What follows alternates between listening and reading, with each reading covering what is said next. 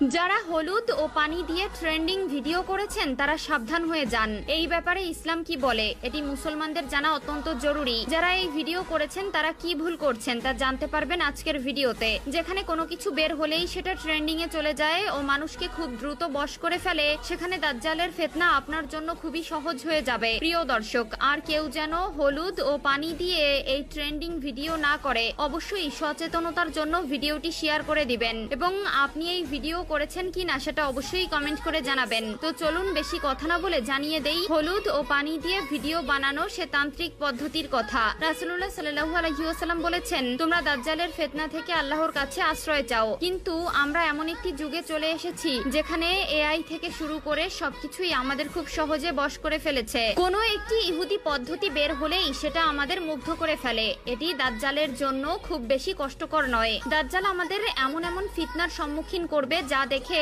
আমরা মুগ্ধ হয়ে যাব এবং পথভ্রষ্ট হব। তাই সময় থাকতে নিজেকে সতর্ক ও অন্যকে সতর্ক করতে হবে। হলুদ ও পানির মিশ্রণ নিয়ে যে ট্রেন্ডিং চালু হয়েছে সেটা আমাদের মুগ্ধ করলেও এর পেছনে রয়েছে এক ভয়ঙ্কর পরিকল্পনা। না জানার কারণেই আমরা এই ভুলগুলো করে ফেলি। চলুন এবার জেনে নেই এই হলুদ ও পানির মিশ্রণ কোথা থেকে আসলো। হলুদ জল ট্রেন্ড নয়, এটি একটি আত্মা জাগানোর নিষিদ্ধ তান্ত্রিক রিচুয়াল। আর আপনি সেটা নিজের ঘরে বসেই করে ফেলছেন, হয়তো না জেনেই। আপনি ভেবেছিলেন কাঁচের গ্লাসে হলুদ জল দিলে সুন্দর একটা অ্যাস্থেটিক ভিডিও হবে, ফিল্টার দাও, স্লো মোশন করো, মজা হবে। তাহলে শুনুন, আপনি যা করছেন তা হচ্ছে এক পুরাতন তন্ত্রের সংকেত, যা প্রেত লোকের আত্মাদের কাছে দরজা খোলার আহ্বান হিসেবে বিবেচিত হয়। প্রাচীন এক রিচুয়ালে বলা হয়েছে হলুদ প্লাস জল প্লাস কাঁচ তমসা দারোহন, অর্থাৎ অন্ধকার থেকে আত্মার আগমন। এই রিচুয়ালের তিনটি স্তম্ভ: 1 কাঁচ, আত্মার প্রবেশ পথ; 2 জল, আত্মার চলাচলের মাধ্যম; 3 হলুদ, আত্মাকে আহ্বানের সংকেত। আর আপনি সেই আহ্বানকারী। হ্যাঁ, আপনি ডাক দিয়েছেন, যদিও আপনি তা জানেন না, কিন্তু তারা জানে কে ডেকেছে। এরপর কি হয়? প্রথম দিন মনে হবে কিছু একটা ঠিক হচ্ছে না। দ্বিতীয় দিন ছায়া দেখবে অথচ কেউ থাকবে না। তৃতীয় দিন আয়নার দিকে তাকাতে ভয় লাগবে। চতুর্থ দিন জানালার পাশে নিঃশ্বাস পড়ার শব্দ।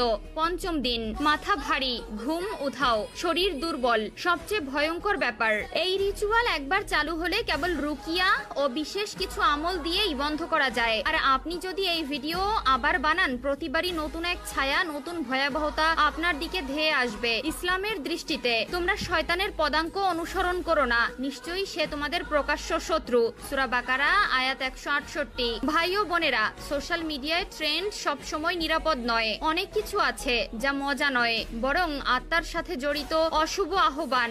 সুতরাং আল্লাহ তাআলা